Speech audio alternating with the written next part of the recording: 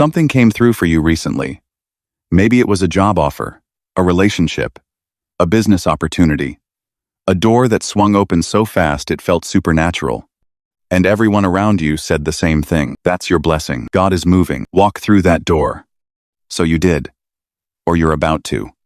But 3 months in, something feels off. The peace isn't there. The fruit isn't coming. And you're too far in to admit what part of you already knew at the beginning. That wasn't a blessing. That was a test.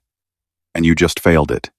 Here's what the church doesn't teach you, and it's costing believers everything.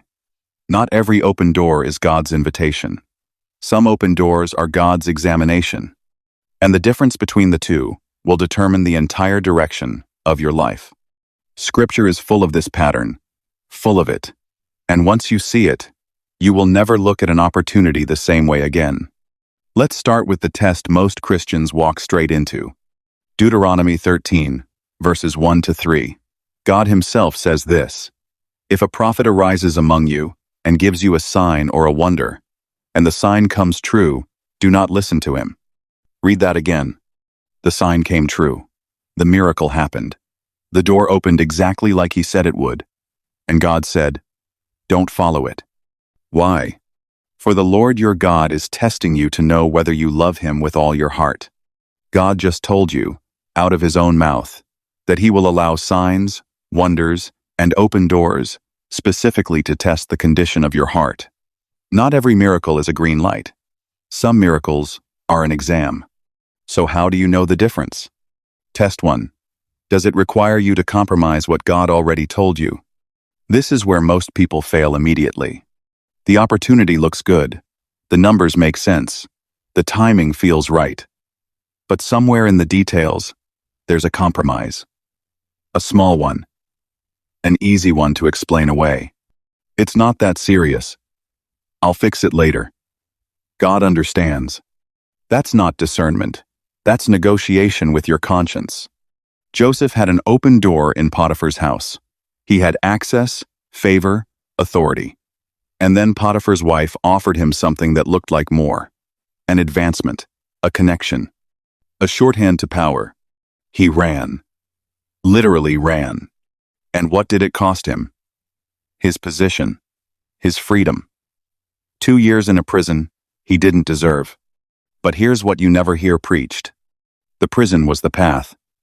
The door he refused was the test. And because he passed it, God gave him a throne. If the blessing requires you to bend your integrity, it is not a blessing. It is a test dressed in the clothes of one. Test 2. Does it pull you away from where God already placed you?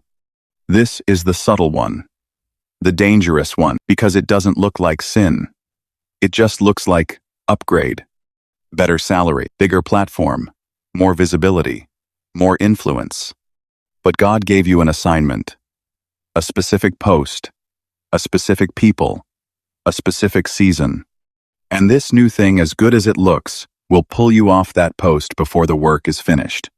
Nehemiah chapter 6. The wall is almost done. Nehemiah is days away from completing the assignment God gave him, and his enemies send an invitation. Come, let us meet together. Reasonable. Diplomatic. An open door. Nehemiah's answer is one of the most under-preached verses in the Bible. I am doing a great work and I cannot come down. He didn't pray about it. He didn't ask for a second opinion. He already knew any invitation that pulls me off this wall is not from God, regardless of how it presents itself. What assignment are you on right now? What wall are you building? Because the enemy's most effective strategy is not opposition. It's distraction dressed as opportunity. You cannot come down. Not right now. The work isn't finished. Test 3. Is the peace missing? And are you explaining that away? Colossians 3 verse 15. Let the peace of God rule in your hearts. The word rule there is the Greek word brabeo. It means to act as an umpire, to make the call, to decide what's in bounds and what isn't. God gave you a built-in discernment system.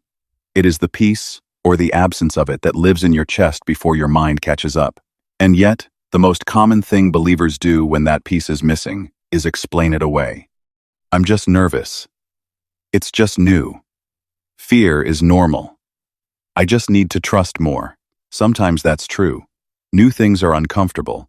Faith does require stepping into the unknown. But there is a difference between the discomfort of obedience and the unease of disobedience. One settles as you move forward, the other grows. If you have been moving toward this opportunity and the unease is growing, that is not anxiety. That is your umpire making the call. Stop overruling your own spirit. Test 4. Who is benefiting from your yes? This is the question nobody wants to sit with. When you say yes to this thing, this job, this relationship, this deal, this partnership, who actually moves forward? You or the person offering it? Numbers 22. Balak sent messengers to Balaam with a generous offer. Come curse Israel. I'll pay you well.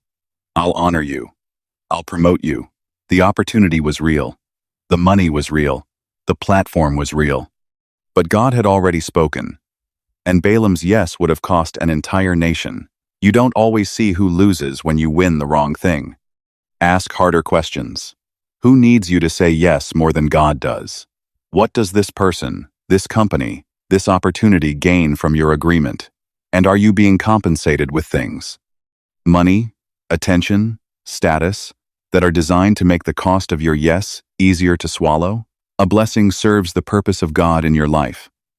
A test reveals whether the purpose of God is still first. Test 5. What does it do to your prayer life? This is the final one, and it's the most honest measure of all. Since this opportunity entered your life, have you prayed more or less? Has the word opened up or gone quiet? Are you spending more time with God or more time managing this new thing? Jesus said in Matthew 13, "The cares of the world and the deceitfulness of riches choke the word." They don't attack it. They don't argue with it. They choke it. Slowly, quietly, until it stops producing. If this opportunity is slowly becoming your God, answering your worry, providing your security, defining your identity, it has already passed from opportunity to idol, and God will not share his place. Here's what I need you to hear clearly. God is not cruel for testing you. He is kind, because a blessing given to an untested heart destroys the person carrying it. He tested Abraham before he confirmed the covenant. He tested Joseph before he gave him the throne. He tested David in the wilderness before he gave him the crown. He tested Jesus in the desert before the ministry began. The test is not punishment. The test is preparation. But here is the part that should sit with you. You cannot pass a test you refuse to recognize as one. If you are standing in front of an open door right now, stop. Don't move on impulse. Don't move on excitement. Don't move because everyone around you is clapping. Ask 5 questions. Does this require compromise? Does this pull me off my assignment? Is the peace there, or am I explaining its absence? Who benefits from my yes? And what has this done to my relationship with God? If the answers trouble you, that is not doubt. That is discernment. And discernment is the difference between a life built on God's timing and a life spent recovering from your own. The door being open is not the confirmation. Obedience is the confirmation.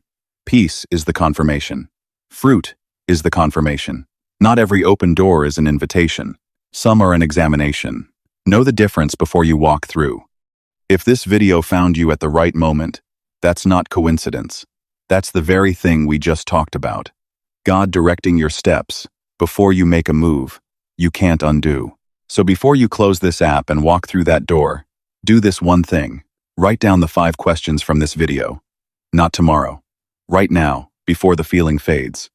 Put them somewhere you will see them every time an opportunity comes knocking. Because the enemy doesn't announce himself, he comes dressed as your breakthrough.